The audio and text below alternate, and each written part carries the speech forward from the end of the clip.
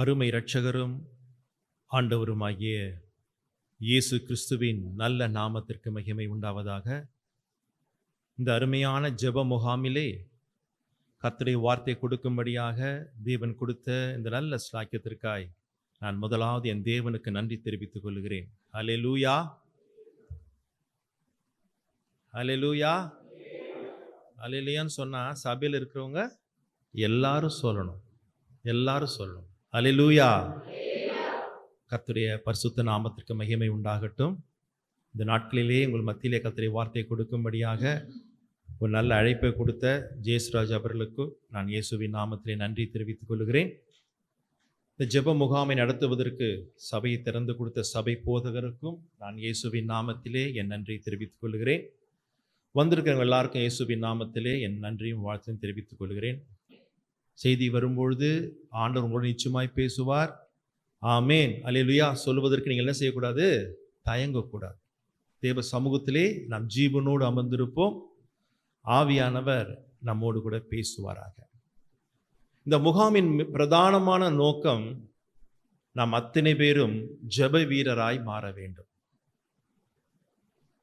ஆராதனையிலே சகோதரர் சொன்னார், அவரோடு கூட பேசுகிற ஒரு உன்னதமான அனுபவத்துக்குள் நாம் என்ன செய்ய வேண்டும்? இன்னும் வளர வேண்டும். இங்கே அநேக பெற்றார்கள் வந்திருக்கிறீங்க. ஒரு நாள் 2 நாள் உங்கள் பிள்ளைங்க உங்களோடு கூட பேசாமல் இருந்தால் உங்களுக்கு கஷ்டமாக இருக்குமா, சந்தோஷமாக இருக்குமா, துக்கமாக இருக்கும்? நாம் எத்தனை நாள் பேசாமல் இருக்கிறோம் ஆண்டவரோடு கூட? கொஞ்சம் யோசித்து பார்க்க வேண்டும்.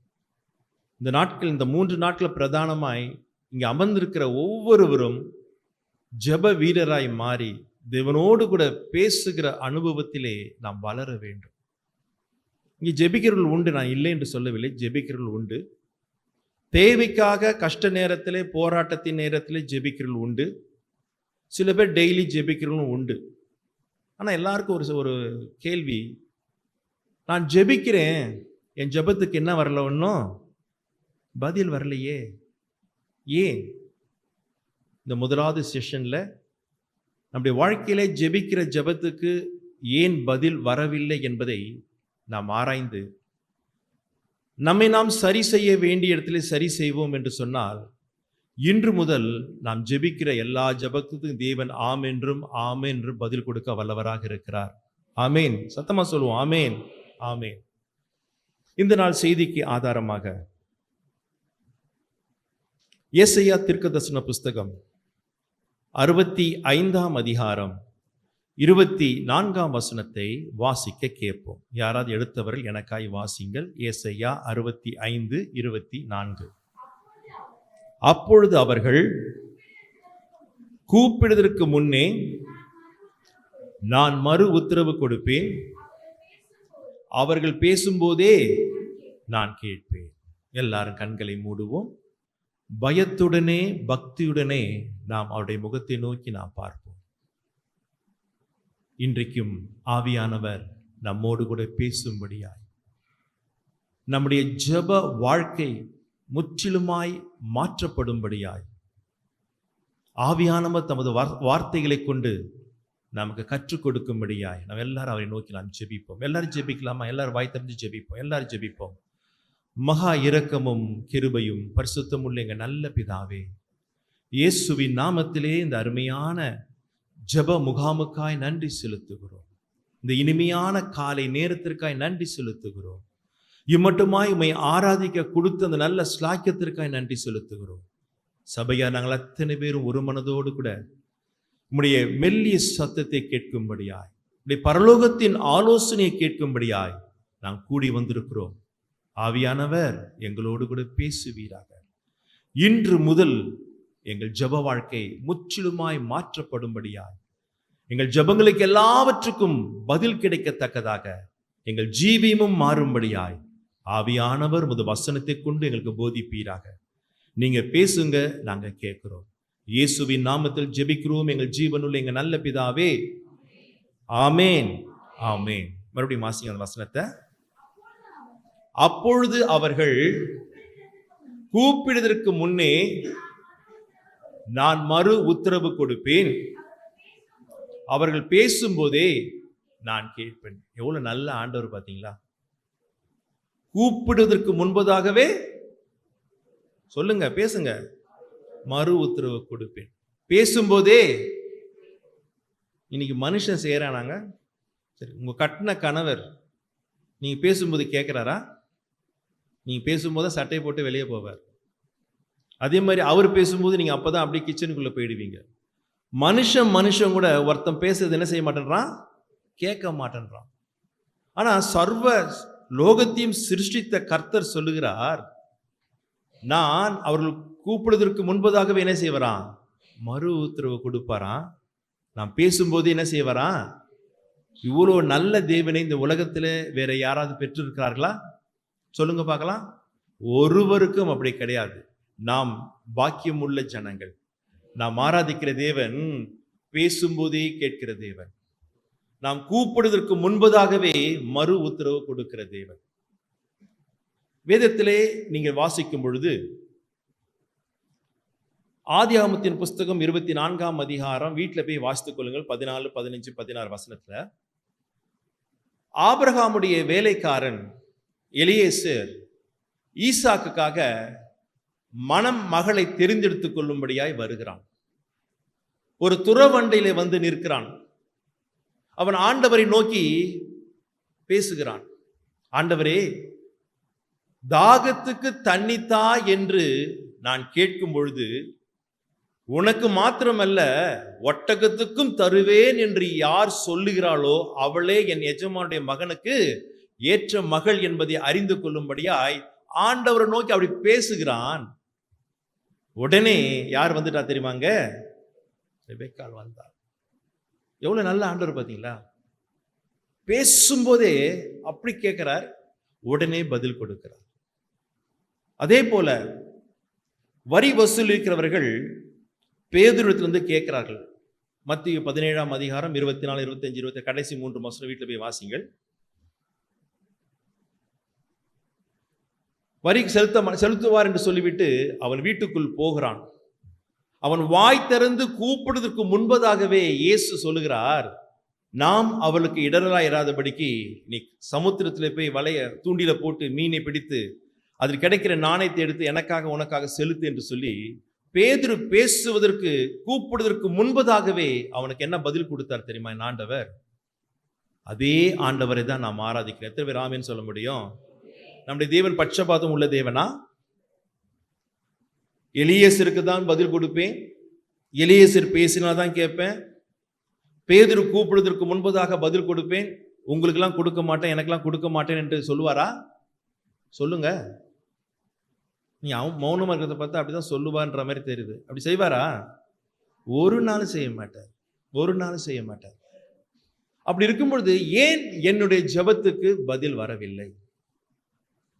நானும் பல ஆண்டுகளாய் கூப்பிடுகிறேன், பல மாதங்களாய் கூப்பிடுகிறேன். ஆனா என் ஜெபத்துக்கு இன்னும் என்ன வரல? பதில் வரல.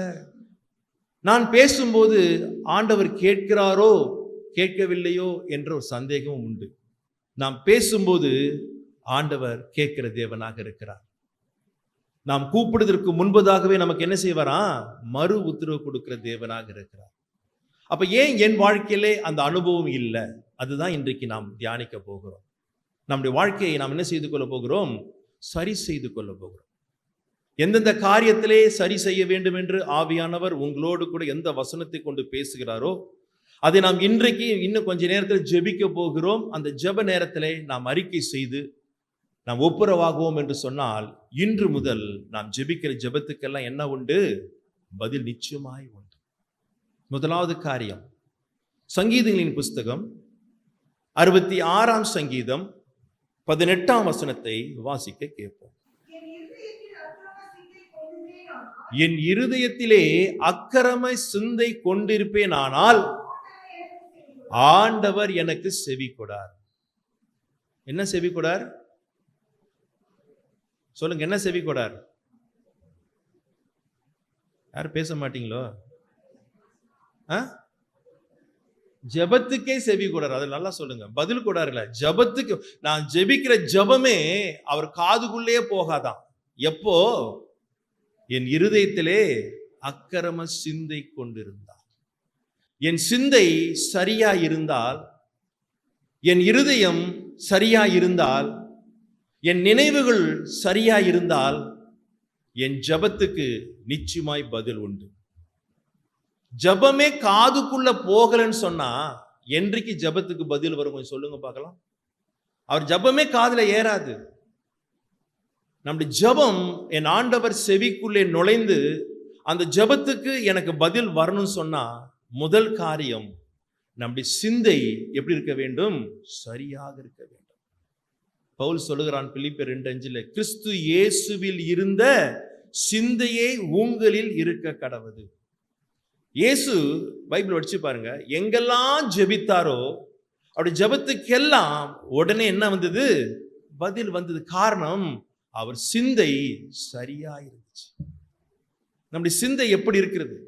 நம் சிந்தை ஆண்டவருக்கு பிரியமா, நம்முடைய பாவங்கள், நம்முடைய வாழ்க்கையிலே நடக்கக்கூடிய எல்லா அக்கிரமங்கள், மீறுதல்கள் எல்லாத்துக்கும் காரணம் எது தெரியுமா? நம்முடைய மைண்டு தான், சிந்தை தான். வெளியில யாருக்கும் அது தெரியாது. இப்போ உட்காந்து யார் என்ன திட்டுறீங்க, யார் என்ன வாழ்த்துறீங்க யாருக்கும் தெரியாது.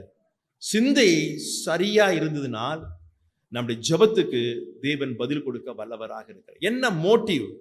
எதற்காக கேட்கிறோம்? என்ன கேட்கிறோம்? அந்த சிந்தையில சுத்தம் இருந்ததுனால் என் பதில், ஜெபத்துக்கு பதில் நிச்சயமாய் உண்டு. பேசும்போதே அவர் கேட்பார். நான் கூப்பிடுவதற்கு முன்பதாகவே அவர் மறு உத்தரவு கொடுப்பார். அவர் வாஞ்சியோடு இருக்கார். என் தேவன், என் பிள்ளைகள் என்னோடு கூட பேச மாட்டாங்களா? என்னோடு கூட பழக மாட்டாங்களா? அவர் ஆவலோடு காத்து கொண்டிருக்கிறார். ஆனா இன்னைக்கு நமக்கு தான் என்ன இல்லைன்னு சொல்லிடுறோம் ஒரே வார்த்தையில, நேரம் இல்லை. ரொம்ப கூலா சொல்றோம் நேரம் இல்லைன்னு. அதை போல ஒரு பச்சை போய் உலகத்துல எதுவுமே கிடையாது. எல்லாருக்கும் மோர் தென் சஃபிஷியன்ட் டைம் இருக்கு. ஆனா நமக்கு பேச விருப்பம் இல்லை. அவரோடு கூட சம்பாஷிப்பதற்கு நமக்கு விருப்பம் இல்லை.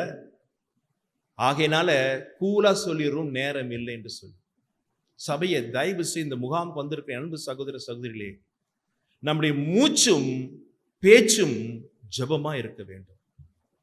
நடக்கும் போதும் ஜெபிக்கலாம், பஸ்ல பிரயாணம் பண்ணும் போதும் ஜெபிக்கலாம், சபையில அமர்ந்திருக்கும் போது ஜெபிக்கலாம், இல்ல வீட்டில் இருக்கும்போது ஜெபிக்கலாம். எப்பவும் ஜெபிக்க முடியும். நமக்கு அந்த வாஞ்சை இருந்து நம் சிந்தை சுத்தமாய் இருந்தால் என் ஜெபத்துக்கு நிச்சயமாய் பதில் உண்டு. சிந்தை சரியில்லை. சமாரியாவுக்கு பிலிப்பு என்கிறவன் பிரசங்கம் பண்ண போனான். பிரசங்கம் பண்ணி முடித்தான். அவனுடைய செய்தியை கேட்டு அநேகர் சுகமடைந்தார்கள், ரட்சிக்கப்பட்டார்கள். அதிலே ஒரு மனிதன், மாய வித்தக்காரனாகிய சீமோன் என்பவனும் ரட்சிக்கப்பட்டான். நான் சொல்ற சம்பவம் அப்போஸ்தலர் 8ஆம் அதிகாரத்தில் உண்டு. வீட்டில் போய் 19, 20, 21 வாசித்து பார்த்துக் கொள்ளுங்கள். எல்லாரும் ரட்சிக்கப்பட்டார்கள், ஞானஸ்நானம் எடுத்தார்கள். பரிசுத்த ஆவியை பெறவில்லை. பேதுருவும் யோவானும் அந்த இடத்துக்கு வந்து எல்லார் சிரசின் மேல் கைகளை வைத்து ஜெபம் பண்ணுகிறான். ஜெபம் பண்ணும்போது எல்லாரும் என்ன பெற்றுக்கொண்டார்கள்? பரிசுத்த ஆவியின் அபிஷேகத்தை பெற்றுக்கொண்டார்கள்.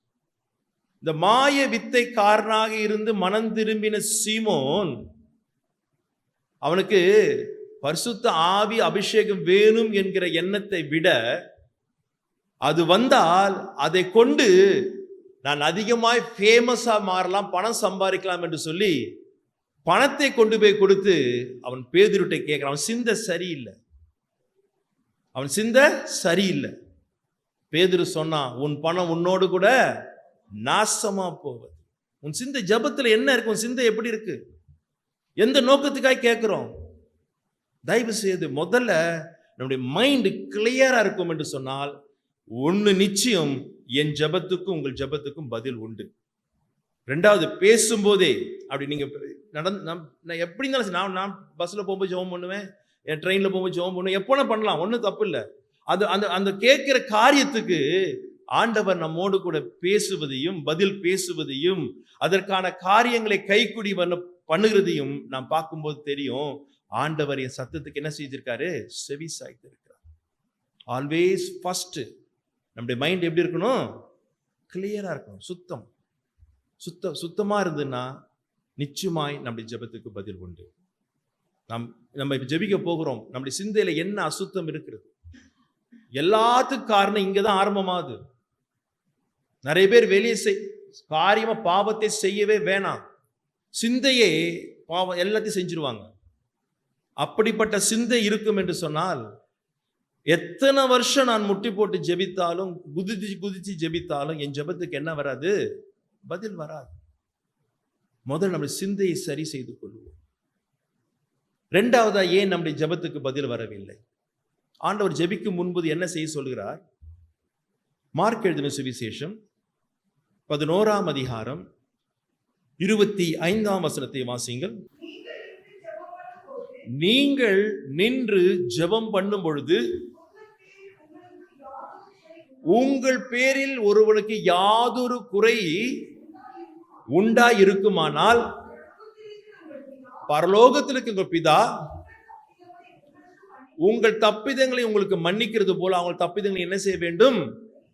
மன்னிக்கணும். அப்படி மன்னிக்கலன்னு சொன்னா உங்கள் ஜெபத்துக்கு என் ஜெபத்துக்கு என்ன வராது? பதில் வராது. பதில் வராது.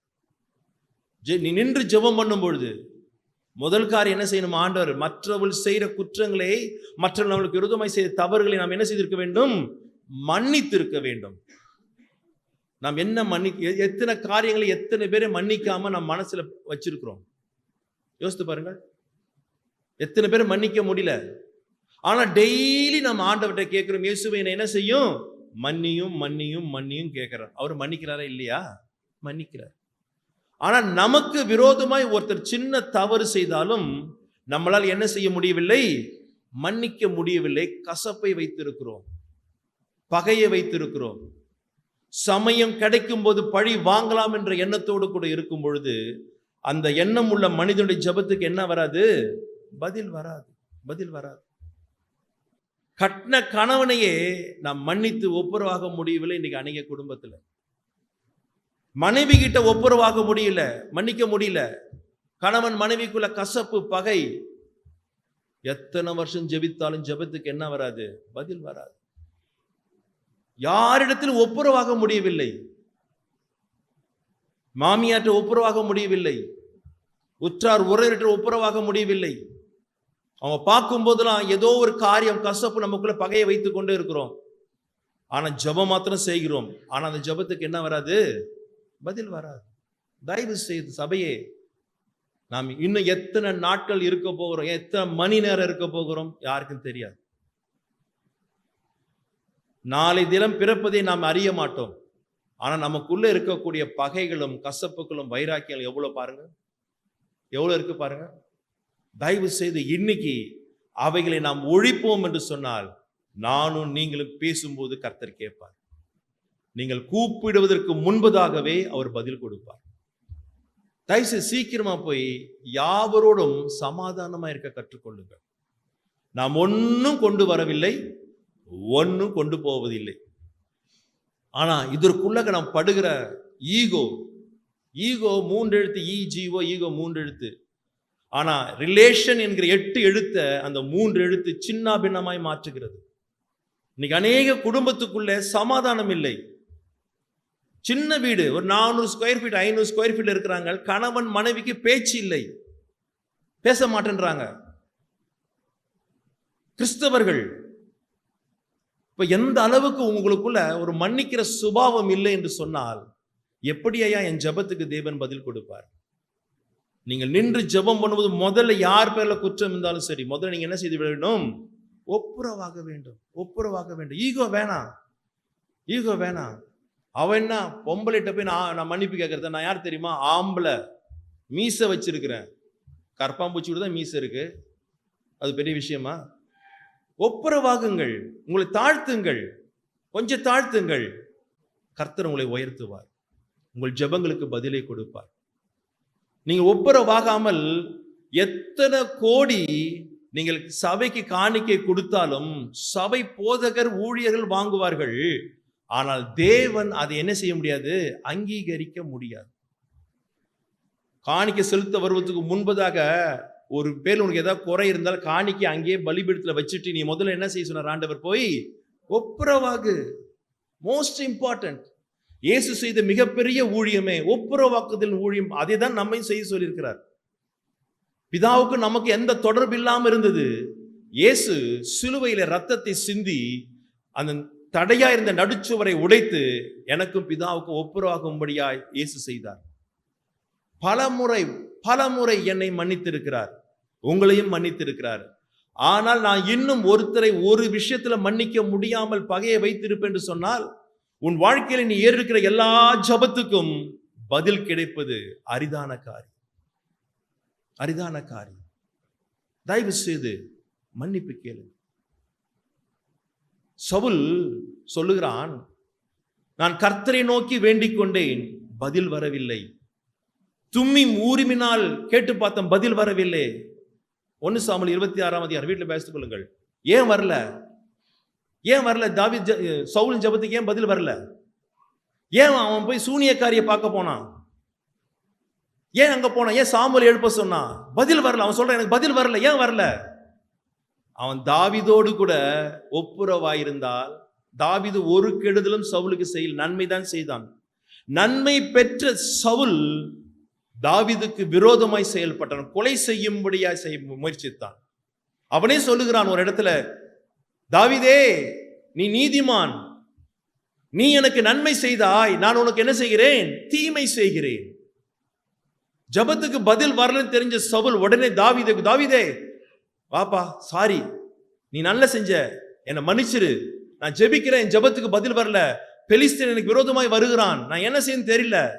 அவன் மாத்திரம் மன்னிப்பு கேட்டு ஒப்புரவாகி இருந்தால், நான் சொல்றேன், நிச்சயமாய் சவுலின் ஜபத்துக்கு என்ன வந்திருக்கும்? பதில் வந்திருக்கும். உன் ஜபத்துக்கு இன்னும் பதில் வரலைன்னா எங்கேயோ யார்கிட்ட இன்னும் கசப்பை வளர்த்து கொண்டிருக்கிறாய், பகையை வளர்த்து கொண்டிருக்கிறாய். இன்றைக்கு நாம் ஒப்புரவாகுவோம்.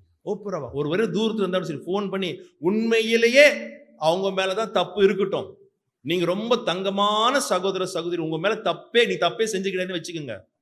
ஆனால் உங்களை தாழ்த்தி அங்க நீ மன்னிப்பு கேட்டு பாருங்கள். இன்று முதல் உங்கள் ஜெபங்களுக்கு தேவன் பதில் கொடுக்க வல்லவராக இருக்கிறார். நீங்க பேசும்போதே கேட்பார்.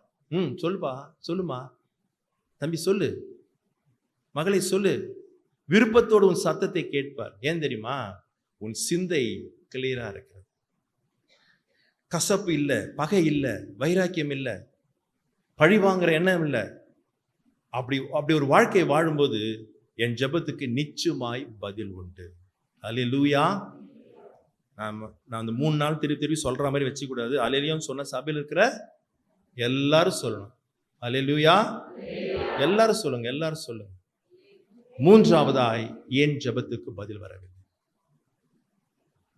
நீதிமொழிகளின் புஸ்தகம் 1 அதிகாரம் 24, 25 வாசியுங்கள். நல்ல கவனியில் ஆண்டவர் சொல்லுகிறார், நான் கூப்பிட்டும் நீங்கள் கேட்க மாட்டோம் என்கிறீர்கள், நான் என் கையை நீட்டியும் கவனிக்கிறவன் ஒருவனும் இல்லை, என் ஆலோசனை எல்லாம் நீங்கள் தள்ளி என் கடிந்து கொள்ளுதலை வெறுத்தீர்கள். இப்ப 28ஆம் வசனத்தையும் வாசிங்க, நான் அப்புறம் பேசுறேன். 28ஐயும் வாசிருங்க. அப்பொழுது அவர்கள் என்னை நோக்கி கூப்பிடுவார்கள், நான் மறு உத்தரவு பதில் கொடுக்க மாட்டேன். அவர்கள் அதிகாலையிலே என்னை தேடுவார்கள், என்னை காண மாட்டார்கள். போதும். என்ன அழகாக வசனம். நான் எதுவுமே கற்பனையா சொல்ல, அதான் வாசிக்க சொன்னேன். பைபிள் இருக்குதான் வாசிக்க சொன்னேன். என்னை நோக்கி கூப்பிடு, நான் உனக்கு எட்டாததும் அறியாததுமான சொன்னவரும் அவர்தான். அதிகாலையில் என்னை தேடுகிறவன் என்ன செய்வான்? என்னை கண்டடைவான் சொன்னதும் அவர்தான். அதே ஆண்டவர் சொல்லுகிறார், அவர்கள் என்னை நோக்கி கூப்பிடுவார்கள், நான் அவர்களுக்கு மறு உத்தரவு கொடுக்க மாட்டேன். அதிகாலையில் என்னை தேடுவார்கள், அவர்கள் என்னை கண்டடைய மாட்டார். ஏன்? நான் கூப்பிட்ட போது அவர்கள் என்ன செய்ய மாட்டார்கள்? கேட்க மாட்டேன்றார்கள். சரி, வாய் திறந்தான் கூப்பிட்டு பார்த்தேன், கையை நீட்டி ஆக்ஷன்ல கூப்பிட்டு பார்த்தாலும் என்னை கவனிக்கிறவன் ஒருவனும் இல்லை. நான் நல்ல ஆலோசனை கொடுக்கிறேன், அந்த ஆலோசனையை அவர்கள் வெறுக்கிறார்கள். நான் கடிந்து கொண்டு புத்தி சொன்னா என்னை வெறுக்கிறார்கள். அப்ப எப்படி நம்முடைய ஜெபத்துக்கு தேவன் பதில் கொடுக்க முடியும்? கொஞ்சம் யோசித்து பாருங்கள். அவர் பலமுறை கூப்பிடுகிறார், மகனே மகளே மனம் திரும்பு, மனம் திரும்பு, எனக்கு பிரியமானபடி ஒரு வாழ்க்கை வாழு, என் சித்தத்தின்படி நீ வாழ்க்கை வாழு. அப்போது நீ கூப்பிடும் போதே கேட்பார், கூப்பிடுவதற்கு முன்பதாகவே மறு உத்தரவு கொடுப்பார், நீ பேசும்போதே கேட்பார். எத்தனை முறை ஆண்டவர் பேசி இருக்கிறார். நல்ல கவனிங்கள். ஒருவேளை ஆராதனையிலே ஆலயத்திலே ஊழியக்காரர்கள் பேசும்போது உங்களோட பேசி இருக்கலாம். இல்லை நீங்கள் ஜெபம் பண்ணும்போது வேதம் வாசிக்கும் பொழுது அந்த வசனத்தை கொண்டு உங்களோடு பேசி இருக்கலாம். எத்தனை முறை கூப்பிட்டு இருந்தும் எத்தனை முறை பேசி இருந்தும் இன்னும் நான் கீழ்ப்படியாமல் நான் இப்படிதான் இருப்பேன் வாழ்ந்து கொண்டிருந்தால் அப்படிப்பட்ட மனிதனுடைய ஜெபத்துக்கு நிச்சயமா என்ன இல்லை தெரியுங்களா? பதில் கிடையாது. பலமுறை கூப்பிட்டாரு, கை நீட்டி பார்க்கறாரு, காதுதான் செவிடு, கண்ணும் தெரிய மாட்டேங்குது. ஆனா நான் கூப்பிட்டா மாத்திரம் உடனே என்ன செஞ்சேன்னு எனக்கு பதில், ஜெபத்துக்கு பதில் வரணும்னு எதிர்பார்க்கிறோம். நம்மை போல ஒரு மதியின மக்கள் உலகத்தில் யாருமே கிடையாது. நாம் அவர் கூப்பிடும் போது நாம் செவி கொடுத்து நாம் செயல்பட்டிருந்தால், கீழ்ப்படிந்திருந்தால், நான் கூப்பிடும் போதும் கர்த்தர் என் ஜெபத்துக்கு என்ன செய்வாரு? பதில் கொடுப்பார், பதில் கொடுப்பார். நாம் பல முறை ரிஜெக்ட் பண்றோம். வாய்ஸ் கிளியரா எனக்கு தான் வருது, அந்த சத்தத்தை நாம் புறக்கணிக்கிறோம், அசட்டை பண்ணுகிறோம். நான் கூப்பிடும் போது கர்த்தர் அப்படிதான், அவர் தான் சொன்னாரு. இப்ப 27ஆம் வசனத்தை வாசிங்களா. இப்ப ஒன்னும் அருமையான வசனம் 27 வாசிங்கள்.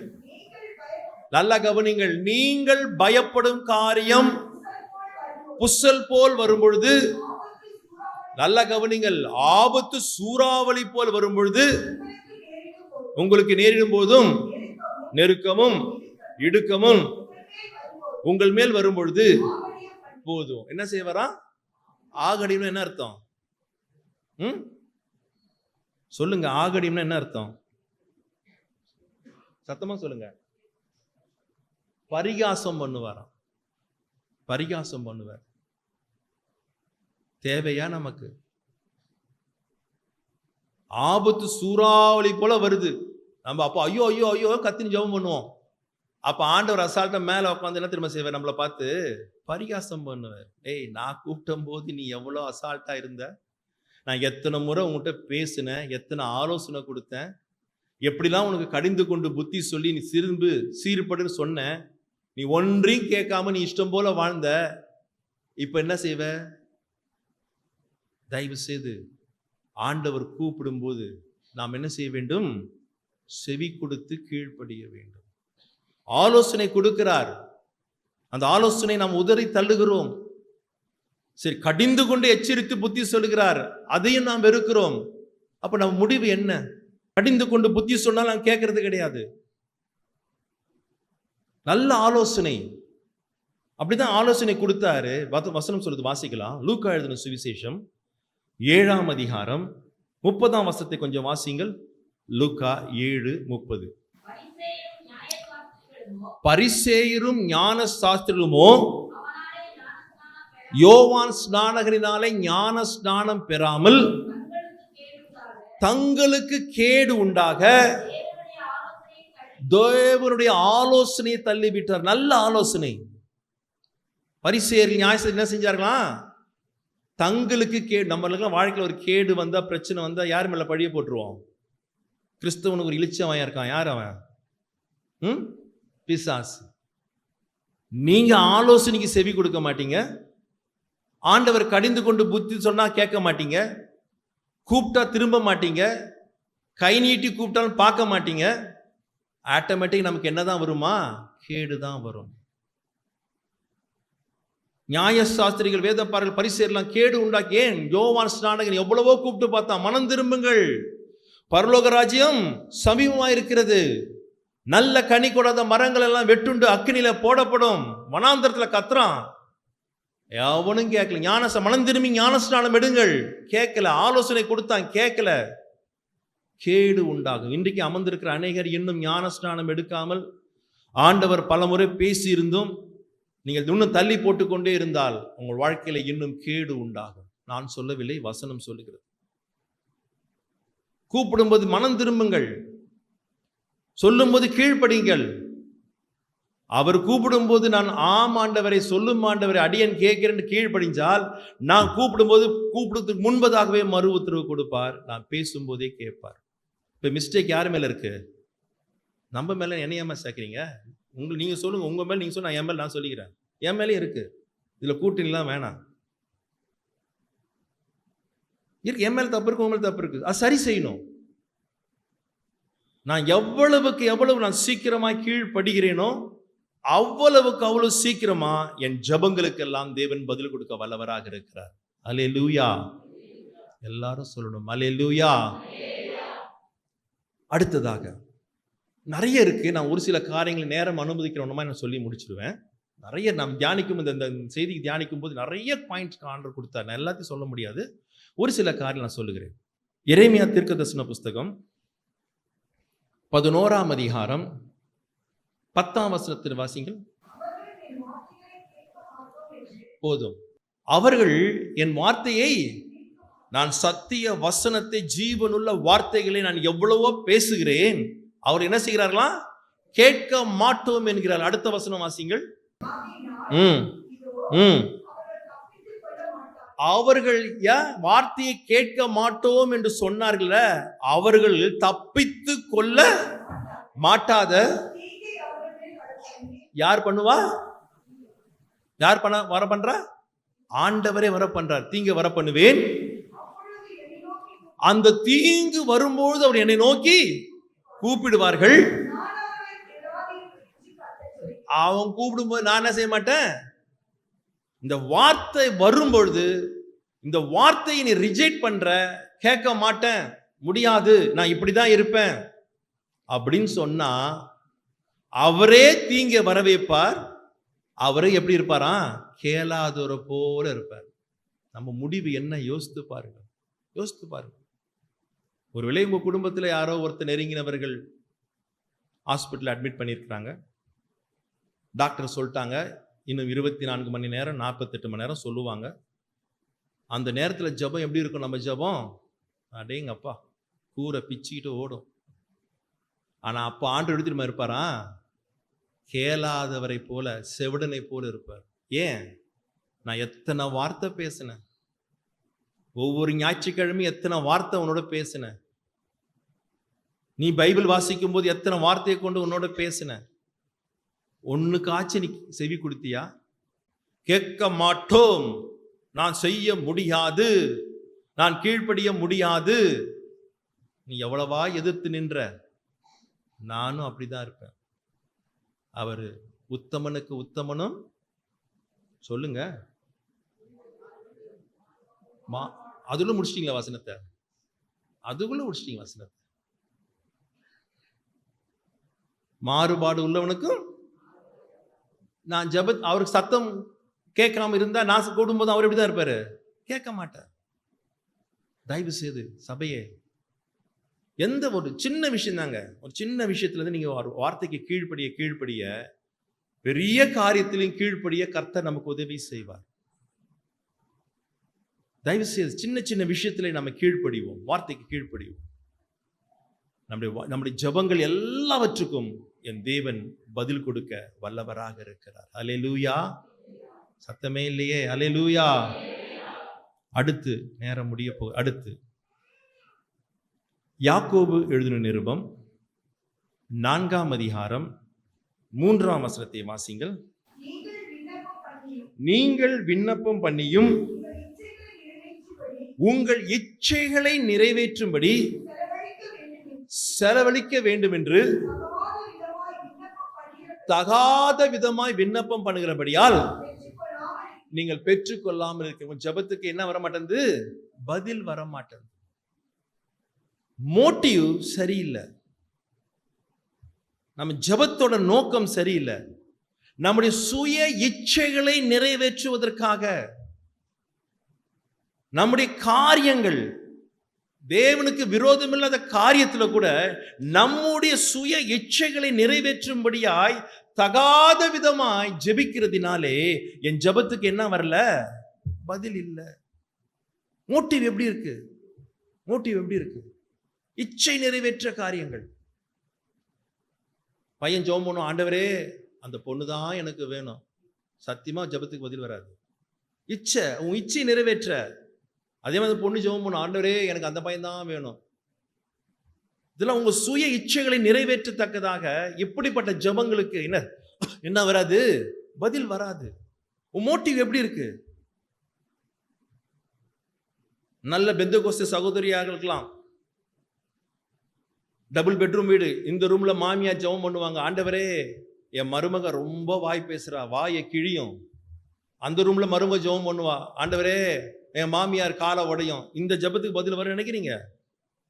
நிச்சயம் இன்னைக்கு ஜெபம் அப்படிதான் இருக்கு. அநேக ஜெபங்கள் நம்முடைய சுய இச்சையில் நிறைவேற்றக்கூடிய ஒருத்தருக்கு விரோதமாய் தவறான காரியங்களுக்கு தவறான நேரத்தில் தவறாய் ஜெபம் பண்ணி கொண்டிருக்கிறோம். அந்த ஜெபங்களுக்கு என்ன செய்யாதான் ஆண்டவர் சொல்றாரு? பதில் வராது. பதில் வராது. மோட்டிவ் சரியா இருக்கணும். நாம் எதையாகிலும் அவருடைய சித்தத்தின்படி கேட்டால் அந்த அந்த அந்த ஜெபத்துக்கு என் தேவன் பதில் கொடுக்க வல்லவராக இருக்கிறார். நம்ம அநேக ஜெபங்கள் நம்முடைய சுய லாபம், இன்னும் அழகா சொல்றான் யாக்கோபு, இச்சை, அதை நிறைவேற்ற ஜெபிக்கிறோம். எத்தனை வருஷம் ஜெபித்தாலும் அந்த ஜெபத்துக்கு என்ன வராது? பதில் வராது. நம்முடைய மோட்டிவை மாத்துவோம். தகாத விதமாய் ஜெபிக்க கூடாது. பைபிள் அதுதான் சொல்றேன், பைபிள் வசனத்தை வாசிக்க வாசிக்க அந்த வசனத்துக்கு ஏற்றபடி வசனத்தை சொல்லி சொல்லி நான் ஜெபிக்கும் போது அந்த ஜெபத்துக்கு தேவன் நிச்சயமாய் பதில் கொடுப்பார். அங்க ராங் மோட்டிவ் வராது. அங்க என் சுய லாபம், என் சுய சித்தம், என் சுய இச்சை நிறைவேற்ற அந்த காரியம் அங்க வராது. பைபிள் அப்படி சொல்லலையே. நான் ஏன் அப்படி ஜெபிக்கணும்? அந்த அந்த அந்த எண்ணத்தோட நான் மாறி ஜெபிக்கும் பொழுது என் ஜெபத்துக்கும் உங்கள் ஜெபத்துக்கு நிச்சயமாய் பதில் உண்டு. ஆமீன். அடுத்ததாக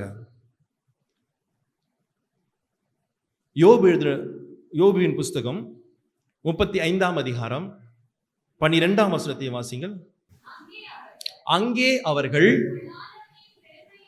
பொல்லாதவர்களின் பெருமையின் நிமித்தம் கூப்பிடுகிறார்கள். பொல்லாதவர் பெருமையின் நிமித்தம் ஜெபம் பண்றாங்களாம். அந்த ஜெபத்துக்கு அவர் என்ன செய்யறது இல்லையா? மறு உத்தரவு கொடுக்கிறது இல்லை. பெருமை. ஜெபத்துல மிக முக்கியமான காரியம் தாழ்மை அவசியம். எதற்கு ஜெபம் பண்ணும்போது முழங்கால் படி போட, எதுக்கு முழங்கால் படி போட சொல்றாரு? எதை குறிக்கிறது? நம்மை தாழ்த்துவதற்கு குறிக்கிறது. அந்த ஜெபத்துல கூட என்ன இருக்கு அவங்களுக்குள்ள? பெருமை. பெருமை. அப்படி பெருமையோடு கூட ஜெபிக்கிற ஜெபத்துக்கு என்ன வராதான்? பதில் வரவே வராது. நான் யார் தெரியுமா? ஆண்டவருக்காக நான் எவ்வளவு செஞ்சிருக்கிறேன். இந்த பில்டிங்கே நான் தான் மொத்தமா கட்டி கொடுத்தேன். நான் இதை பண்ணியிருக்கிறேன், அதை பண்ணியிருக்கிறேன். நீ என்னன்னா பண்ணிக்கோ. இப்படி சொன்னா உன் ஜெபத்துக்கு என்ன வராது? பதில் வராது. நிச்சயமாய் வராது. பெருமை நிமித்தம் 2 பேர் தேவாலயத்துக்கு ஜெபிக்கும்படியாய் போனார்கள். ஒருத்தன் யாரு? இன்னொருத்தன் யாரு? பரிசேயனும் ஆயக்காரன்.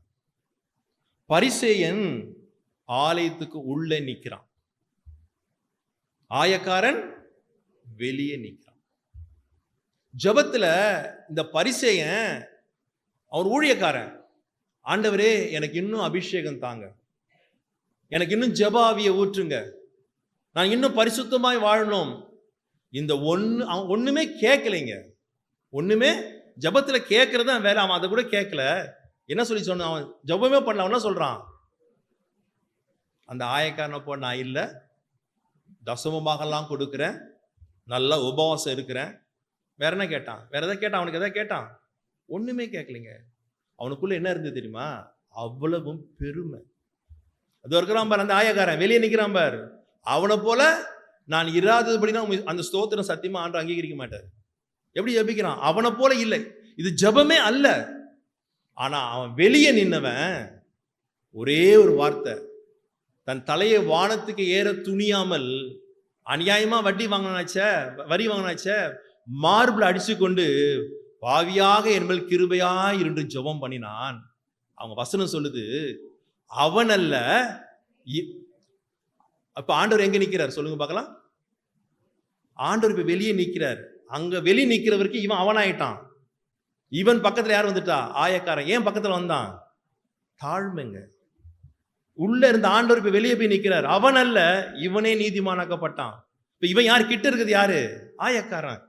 அப்போ உங்கள் ஜெபத்துல நம்மை தாழ்த்தும் போது, நான் இதை பண்ணிட்டேன், அதை பண்ணிட்டேன், நான் இவ்வளோ ஊழியம் பண்ணியிருக்கிறேன், இவ்வளோ பாட்டு பாடிக்கிறேன், இவ்வளோ பாட்டு எழுதியிருக்கிறேன், நான் இவ்வளோ வாசிருக்கிறேன், இதெல்லாம் ஒன்றுத்துக்கும் உதவாது. அவர் சமூகத்துல போகும்போது, ஆண்டவரே ஐ எம் நத்திங், நான் ஒன்றும் இல்லை, நீ ஜீரோவா நின்னா ஹீரோ பக்கத்துல நிப்பார் ஐயா. நீ பெரிய ஹீரோவா காமிச்சினா உன்னை விட்டு தூரம் ஹீரோ போய் விடுவார். ஏன் ஜெபத்துக்கு பதில் வரல? இன்னும் தாழ்மை இல்லை. நான் பணக்காரன், அந்த சிஸ்டர் ஏழை, நான் உயர்ந்த ஜாதி, அவங்க தாழ்ந்த ஜாதி, அவங்க படிக்கல, நான் படிச்சிருக்கிறேன், நான் கலரா இருக்கிறேன், அவங்க கலர் இல்லாம இருக்கிறேன். இந்த கம்பாரிசனோடு கூட நம்ம எந்த காரியத்துல, எந்த சபையில, எந்த குடும்பத்துல, எந்த ஊழியத்துல நடக்கிறோமோ, அவன் ஜெபத்துக்கு சாவர வரைக்கும் பதில் வராது. பதில் வரவே வராது. என்ன வேணும்? முதல்ல தாழ்மை வேணும். கம்பாரிசன் வேணாம். கம்பாரிசன் வேணாம். அவர் கம்பேர் பண்ணிப்பார், அவருக்கு தெரியும். அவருக்கு ஆண்டவருக்கு நம்ம ஒன்றும் கம்பேர் பண்ணி காட்ட வேண்டிய அவசியம் இல்லை. அப்படி கம்பேர் பண்ற ஜெபத்துக்கு நிச்சயமா பதில் இல்லை. நான் இவனை குறித்து, இந்த பரிசேயனை குறித்து ரொம்ப நான் யோசிப்பேன். என்னடா இவன் இவ்வளோ வேதம் தெரிஞ்சவன், ஆண்டவர் தெரிஞ்சவன், ஒரு வார்த்தை கூட எனக்கு இது தாங்க ஆண்டவரேன்னு கேட்கல, கம்பேரிசன் பண்ணுகிறான். பெட்டர், நான் அவனுடைய பெட்டர்.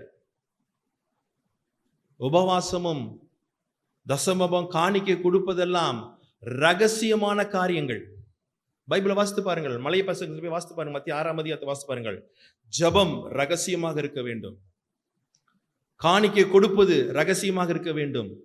உபவாசம் இருப்பது ரகசியமா. இந்த ரகசியமா இருந்தாதான் வெளியரங்கமா கர்த்தர் பதிலை கொடுப்பார். இன்னைக்கு ரகசியம் இல்லை. இன்னைக்கு எல்லாமே என்ன ஆயிடுச்சு தெரியுமா? பப்ளிசிட்டியாகி மாறிவிட்டது. அந்த ஜெபத்துக்கு சத்தியமா பதில் வராது. பப்ளிசிட்டிலாம் தேவையே இல்லை. கொடுக்கறத ப்ராபகண்டா பண்றதுக்கு நிச்சயமா பலன் கிடையாது. நமக்கு பரத்திலிருந்து நமக்கு பலன் வர வேண்டும் என்று சொன்னால் இவைகள் எல்லாம் நம்முடைய வாழ்க்கையில் எப்படி இருக்கணும்? ரகசியமா இருக்கணும். ரகசியமா இருக்கணும். நம்மை தாழ்த்துவோம். கடைசி ஒரு காரியத்தை சொல்லி நான் முடிக்கிறேன். ஏசாயா தீர்க்கதரிசன புஸ்தகம் 1ஆம் அதிகாரம் 15-16 வசனத்தை வாசிங்கள். நீங்கள் உங்கள் கைகளை விரித்தாலும் என் கண்களை உங்களை விட்டு மறைக்கிறேன். நல்லா கவனிங்க.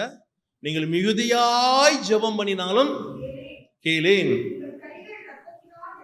உங்கள் கைகள் இரத்தத்தினால் நிறைந்திருக்கிறது, உங்களை கழுவி சுத்திகரிங்கள். உங்கள் கிரியைகளின் பொல்லாப்பை என் கண்களின் மறைவாக அகற்றிவிட்டு ஓயுங்கள். இன்னும் அழகா சொல்றாரு பாருங்க ஆண்டவர். அந்த வார்த்தை ரொம்ப பிடிக்கும். மிகுதியாய் ஜெபம் பண்ணினாலும் 24/7 வெறும் ஜெபமே என் வாழ்க்கையில இருந்தாலும் நான் அந்த ஜெபத்தை என்ன செய்ய மாட்டேன்? கேட்க மாட்டேன். உங்கள் கிரியைகள், உங்கள் தீமையான காரியங்களை உங்களை விட்டு என்ன செய்யுங்கள்? ஒழித்து விடுங்கள். முதல்ல அதை ஒழிச்சிட்டோம்னா நான் சின்ன ஜெபம் பண்ணாலும் நான் பேசும்போதே கேட்பார். நான் கூப்பிடுவதற்கு முன்பதாகவே மறு உத்தரவு கொடுப்பார். நம்முடைய கிரிய வாழ்க்கை சரியில்லை, நம்முடைய கேரக்டர் சரியில்லை. அப்கோர்ஸ் வெளியே பார்க்கும்போது பிரைஸ் லார்ட், ஸ்தோத்திரம், அல்லேலூயா எல்லாம் இருக்கு. பட் நம்முடைய அந்தரங்கமான கிரியைகள் கர்த்தருடைய பார்வைக்கு எப்படி இருக்கு? அருவருப்பா இருக்குது. அதை ஒழித்து விடுங்கள். உங்கள் ரகசிய காரியத்தை ஒழித்து விடுங்கள். நம்ம நினைச்சிட்டு இருக்கிறோம் நம்முடைய கிரியைகள் ரகசியமா செய்யறோம், யாரும் பார்க்கல நினைக்கிறோம். எழுதி வைத்துக் கொள்ளுங்கள், கர்த்தருடைய கண்கள் அதை பார்த்து கொண்டிருக்கிறது. உன் உட்காருதலையும் உன் எழுந்திருக்குதலையும் பார்க்கிறார். சமுத்திரத்தின் கடையாந்திரத்துக்கு போனாலும், நான் பாதாளத்தின் அடியிலே படுக்கை போட்டாலும் அவருக்கு மறைவா எதா செய்ய முடியுமா? ஒண்ணு சொல்லுங்க. ஆனா எவ்வளவு சீக்கிரட் இருக்கு தெரியுமா? இந்த செல்போன்லாம் வாங்கி பாருங்க, எத்தனை லாக் இருக்கு பாருங்க. எல்லாம் சீக்கிரட் எத்தனை லாக் இருக்கு. செல்லு வாங்கி பாருங்களேன். அவங்க செல்லு அவங்க அம்மாவே ஓபன் பண்ண முடியாது தெரியுமா? செல்போனுக்கு ஒரு லாக்கு, ஃபேஸ்புக்கு ஒரு லாக்கு, வாட்ஸ்அப்புக்கு ஒரு லாக்கு, இன்ஸ்டாகிராமுக்கு ஒரு லாக்கு, வீடியோக்கு ஒரு லாக், 1008 லாக். ஏன்? இது எங்கேயோ லாக் ஆயிடுச்சுன்னு அர்த்தம். அனுப்பிச்சிட்டு அவங்க யாருக்கும் தெரியாது, நான் அப்படியே மறைச்சு வச்சுக்கிறேன். வச்சுக்கோப்பா, வச்சுக்கோ. உன் ஜபத்துக்கு நிச்சயமா பதில் வராது. உன்னுடைய ரகசிய அந்தரங்க காரியங்கள் எல்லாம் அவர் முகத்தின் வெளிச்சத்துல ஒரு நாள் வரும். மனசுல வச்சுக்கொள்ளுங்கள். உன் கிரியை சரியில்லை, உன்னுடைய அந்தரங்க வாழ்க்கை சரியில்லை, உன் பொல்லாப்பை விட்டு உன் தீங்கை விட்டு நீ ஒழித்து போடு. உன் ரகசியமே வேணாங்க. ஏன்னா ரகசியம் எனக்கு ஒருவேளை உங்க அம்மாக்கு ரகசியம், உங்க அப்பாக்கு ரகசியங்க. ஆனா ஆண்டவருக்கு அது வெளியரங்கமா இருக்கிறது, கிளியரா இருக்குது. நீ என்ன அடிக்கிற, என்ன டிலீட் பண்ற, என்ன அனுப்புற, என்ன டிலீட் பண்ற, சகலத்தையும் என் ஆண்டவர் பார்த்து கொண்டிருக்கிறார். உன் கிரியை சரியில்லை. அதுவும் இந்த செல்போன் வந்த பிறகு அநேகருடைய வாழ்க்கையின் கிரியைகள் சுத்தமா சரியில்லை, உறவுகள் சரியில்லை. சவுல் சொன்னான், தாவீதே நீ எனக்கு நன்மை செய்தாய், நான் உனக்கு என்ன செய்தேன், தீங்கு செய்றேன். அதேதான் இன்னைக்கு பிள்ளைகள், தாய் தகப்பன் தியாகம் பண்ணி தன் பிள்ளைகளுக்கு நன்மையாய் செய்கிறார்கள். அத்தனை பேரும் அப்பா அம்மாக்கு பின்னால முதுகுல குத்துறாங்க. எப்படி ஜெபத்துக்கு பதில் வரும்? எப்படி ஜெபத்துக்கு பதில் வரும்? கிரியை சரியில்லை, கிரியை சரியில்லை, அந்தரங்கமான காரியங்கள் சரியில்லை. ஆண்டவர் சொல்ற, அந்த பொல்லாப்பை தீங்கை உன்னை விட்டு ஒழித்து விடு. நீ ஒழித்து விடு. இன்னைக்கு நீ பேசும்போது கர்த்தர் கேட்பார். நீ கூப்பிடுவதற்கு முன்பதாக, நீ உள்ளத்துல நினைப்ப இது நடந்தா நல்லா இருக்குமே நினைப்ப, கூப்பிடுவதற்கு முன்பதாகவே என் தேவன் பதில் கொடுப்பார்.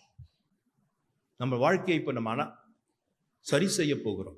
இந்த முதல் செஷன் நம்மை நாம் சுத்திகரித்துக் கொண்டு, ஆண்டவர் பேசும்போது எந்தெந்த காரியங்களிலே உங்க வாழ்க்கையில எது எதுன்னு உணர்த்தினாரோ, எந்தெந்த காரியத்தை சுட்டி காட்டினாரோ, இன்றைக்கு நாம் அதை இந்த காலை ஃபர்ஸ்ட் செஷன்ல அதை நாம் சரி செய்வோம் என்று சொன்னால், அடுத்த செஷன்ல இருந்து நாம் ஜெபிக்கிற ஜெபத்துக்கெல்லாம் தேவன் பதில் கொடுக்க வல்லவராக இருக்கிறார். நாம் ஜெபிக்கும் போது ஆவியானவர் பலமாய் இறங்குவார். அவர் இறங்கணும். நான் ஒரு ஜெப வீரனாய் மாறணும். நான் ஜெபிக்கும் போது கேட்கணும். சொன்னார் பாரு ஆண்டவர், எனக்கு மிகவும் பிரியமானவன் யாரு? தானியேல். நீ வேண்டிக் கொண்ட பொழுதே அவனுக்கு என்ன கிடைச்சிருச்சு? பதில் வந்துடுச்சு. ஏன்? ஏன்? பிரியமான, மிகவும் பிரியமானவன், மிகவும் பிரியமானவன்.